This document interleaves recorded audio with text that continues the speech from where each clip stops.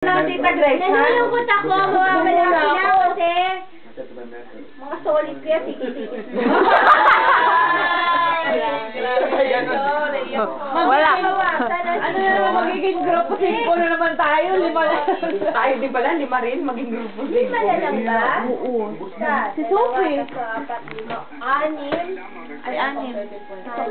6. Talo pa rin. Tabig pa rin. 5 or 6. Si Si Bele! Ay, si Bilag pa. Kung mag-alala lang. Ay, akala ko hindi na magsasalita. Hindi, pag ako nagsalita, dire-diretso eh. Nagsalita nang makaiyak ako. Sige. Yung speech mo. Ano speech mo? Alam mo, nagpapasalamat talaga ako. Ayan. On the record. Just wait, on the record. Ay, pakapagal, Arroyo. Hindi, sige, on the record. Sona yan, Sona. Hoy, careful na, careful. Oh, sige. Okay, go. Sona siya, Sona. Alam mo, unang-una nagpapasalamat ako kay Lani. Kasi si Lani talaga. Tapos simulang nakilala ko siya. Unang-una si Lani muna, ha?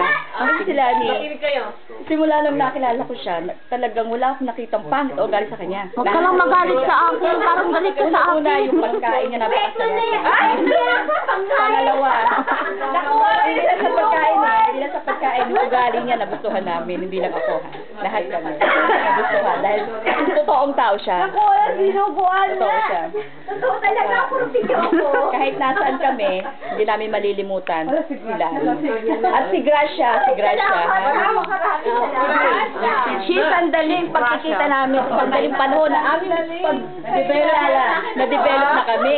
Kasi yung pinakita niya sa amin talagang Parang sobra. Kodak ba? Sobrang-sobra. Si Grace. Nag-o-optic pa ang pa sa inyo.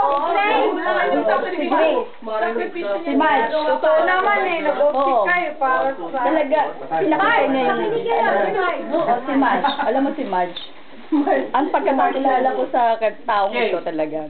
Siya napakababa eh. Nagpapakababa siya para sa lahat. Kasi lahat. Pero, ang payo ko sa'yo, Marge. Pakamayak na naman Ang payo ko, Marge, sa'yo. Ano? Kung sa masyadong ibaba ang sarili mo. Kasi minsan may mga tao na yung tinitik advantage yung pagiging mahina. Tingin sa camera. So, kailangan talaga.